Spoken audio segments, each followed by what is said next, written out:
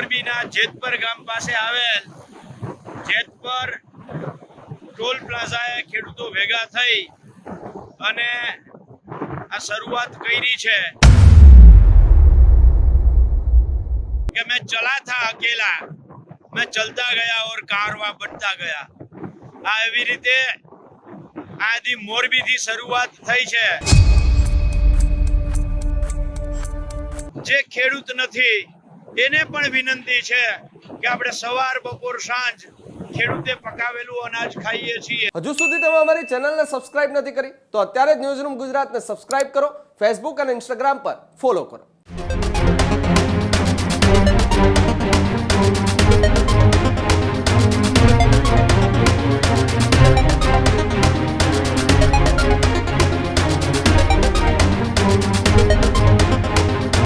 છેલ્લા 1 મહિના કરતાં વધારે સમયથી સુરેન્દ્રનગર અને મોરબીની અંદર પાવર ગ્રીડ કંપની સામે ખેડૂતોએ મોરચો માંડ્યો છે।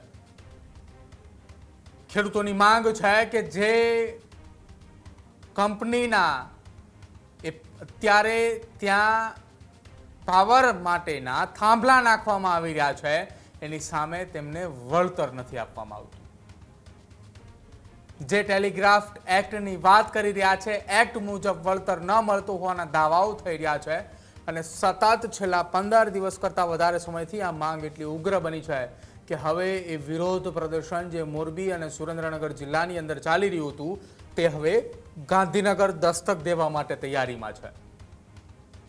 જુઓ, મોરબી અને સુરેન્દ્રનગર જિલ્લાની અંદરથી નીકળેલા એ ટ્રેક્ટરોની રેલી નહીં પણ ટ્રેક્ટરોનો રોલો કે જે હવે પાલ આંબલિયા અને જિગ્નેશ મેવાણીની આગેવાનીમાં ગાંધીનગર માટે નીકળી ચૂક્યો છે તેના સીધા દ્રશ્યો। સૌ પહેલા તો સરકારને સૂચના આપવા માટે ખેડૂતો આવી રહ્યા છે અને એની શરૂઆત આજે મોરબીથી જે દૂરના જિલ્લાઓ છે ત્યાંથી થઈ રહી છે। આજે જામનગર, દ્વારકા, કચ્છના ખેડૂતો રાત્રે મોરબી આવી અને રોકાઈ ગયા હતા અને સૌથી વધારે દ્વારકા, જામનગર, મોરબી, કચ્છમાંથી તો સિમ્બોલિક ટ્રેક્ટરોને બોલાવ્યા હતા પણ અત્યારે મોરબીથી એક રેલી નહીં રેલાની શરૂઆત થઈ છે। પરેશભાઈ જરા સ્પીડથી આખો એટલે આપણે આ રેલો ગાંધીનગર જાહે। અમે સરકારને કહ્યું હતું કે સરકાર શાનમાં સમજી જાઓ। જ્યારે ટંકારાથી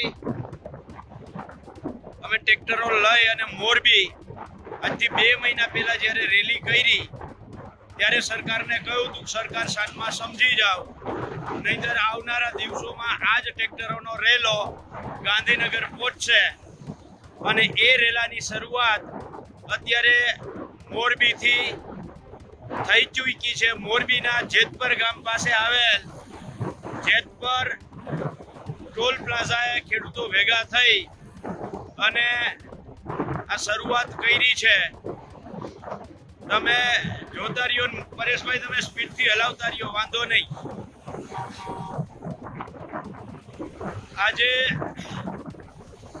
આગળ હળવદથી ખેડૂતો જોડાશે, ધાંગધ્રાથી ખેડૂતો ટ્રેક્ટર લઈને જોડાશે।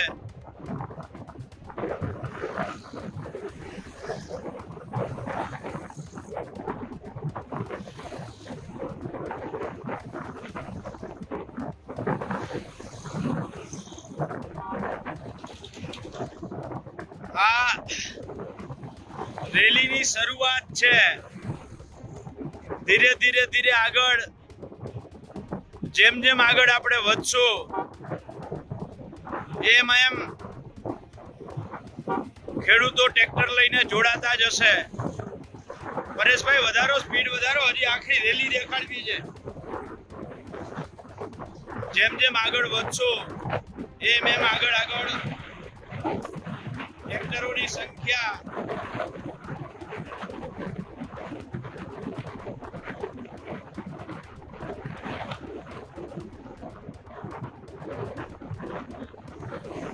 વધતી જશે। આગળ હજી કોંઢ, સાપકડા,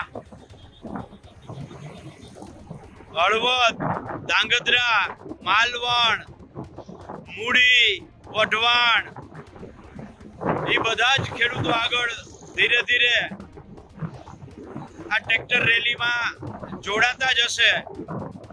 ભલે કે એક શાયરે કહ્યું છે કે મેં ચલા થા અકેલા, મેં ચલતા ગયા ઓર કારવા બનતા ગયા. આ એવી રીતે આથી મોરબીથી શરૂઆત થઈ છે.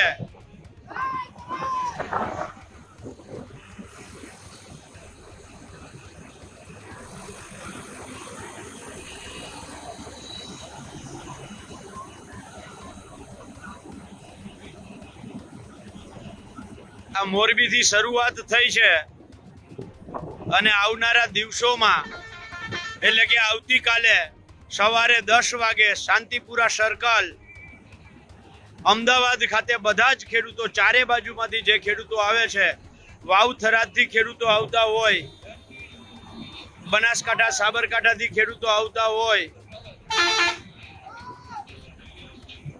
એ તમામ જગ્યાના ખેડૂતો છે એ ટ્રેક્ટરો લઈ અને આવતીકાલે શાંતિપુરા સર્કલે ભેગા થશે અને ત્યાંથી બધા જ સામૂહિક રીતે ભેગા થઈ અને ગાંધીનગર તરફ પ્રસ્થાન કરશે. જય જવાન.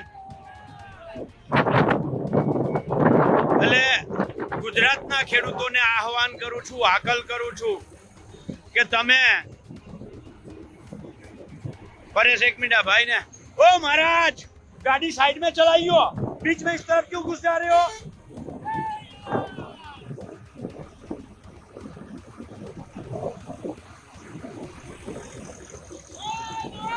जय किसान.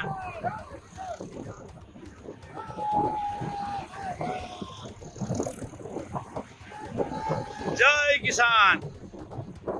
એટલે ગુજરાતના ખેડૂતોને આહવાન છે, હાકલ છે, વિનંતી છે. ગુજરાતના ખેડૂતો પોતાના હક અધિકાર માટે ચાલો ગાંધીનગર. હવે તો એક જ ધોન 15 ઝોન, હવે તો એક જ ધોન 15 ઝોન.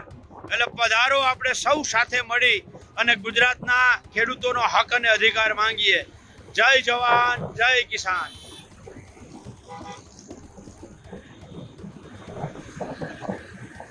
અરે સાઈડમાં લઈ લે, હાલવા દે, આગળ લઈ લે, આગળ.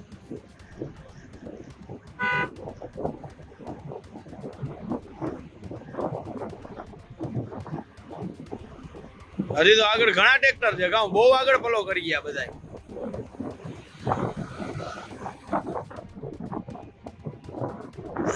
મિત્રો તમે જોવ છો મોરબીથી જે શરૂઆત થઈ છે, ગુજરાતના ખેડૂતો કોઈ ઘરે ના બેસે.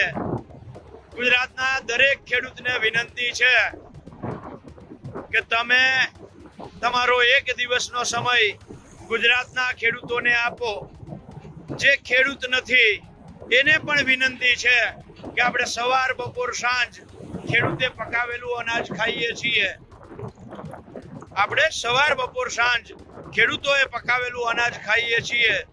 તો ખેડૂતોના સાથ સહકાર અને સમર્થનમાં ગુજરાતના ખેડૂતોને મદદ કરવા માટે, ગુજરાતના ખેડૂતોની આ લડાઈને સાથ સહકાર આપવા માટે ગાંધીનગર આવવું જોઈએ. આપ સૌને વિનંતી છે, ગાંધીનગર પધારો. જો આપ ગાંધીનગર ન આવી શકતા હોવ તો આપને વિનંતી છે કે આપ તમારા ઘરે આજે સાંજે એક દીવો પ્રગટાવો. આ સરકારને સદબુદ્ધિ આપવા માટે દીવો પ્રગટાવો, ખેડૂતોની આ લડાઈને બળ આપવા માટે દીવો પ્રગટાવો. એવી તમારા બધાય પાસેથી અમે અપેક્ષા રાખીએ છીએ.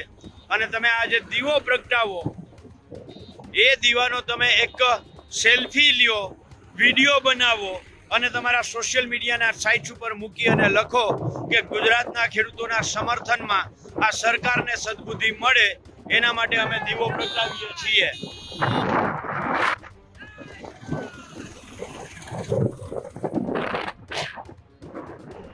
એટલે આપ સૌને વિનંતી છે કે ગુજરાતના ખેડૂતોને સાથ સહકાર સમર્થન આપો અને એના સમર્થનમાં આજે એક દીવો પ્રગટાવો. મિત્રો, બીજી એક ખાસ વાત, આ ડભોઈની અંદર વડોદરાના ડભોઈમાં 3 દિવસ પહેલા વીજ લાઈનોમાં થાંભલો ઊભો કરતા હતા અને થાંભલો પડ્યો. ઊભો થઈ ગયા પછી તાર ખેંચતા હતા અને થાંભલો પડ્યો અને 3 મજૂરોના મૃત્યુ થયા છે. આ જે ઘટના છે એ ગુજરાતના ખેડૂતો ઉપર કેવું જોખમ છે એની સાક્ષી પૂરે છે. આ વીજ લાઈનો અમારા ખેતરમાં ઊભી થાય તો અમારા ખેતરમાં કાયમીનું જિંદગીભરનું જોખમ ઊભું થાય છે અને આ જિંદગીભર જે અમારા ખેતરમાં જોખમ ઊભું થાય છે એની સામેની અમારી આ લડાઈ છે. એટલે ગુજરાતના ખેડૂતોને વિનંતી છે કે આપ સૌ સાથ સહકાર અને સમર્થન આપો. જે ખેડૂત નથી એવા તમામ લોકોને, નાગરિકોને, ભાઈઓને, બહેનોને ખાસ વિનંતી છે કે આજે તમારા ઘરે એક દીવો પ્રગટાવો અને ખેડૂતોની જે આ લડાઈ છે એને સાથ સહકાર અને સમર્થન આપો. વધારે હજી આગળ બહુ બધા ટ્રેક્ટર છે પણ ફરીથી આપણે લાઈવમાં આવીશું, ચર્ચા કરીશું. આ જ પ્રકારની તમામ અપડેટ જોવા માટે ન્યૂઝરૂમ ગુજરાતને લાઇક, શેર અને સબસ્ક્રાઇબ કરવાનું ભૂલતા નહીં. હજુ સુધી તમે અમારી ચેનલને સબસ્ક્રાઇબ નથી કરી તો અત્યારે જ ન્યૂઝરૂમ ગુજરાતને સબસ્ક્રાઇબ કરો, ફેસબુક અને ઇન્સ્ટાગ્રામ પર ફોલો કરો.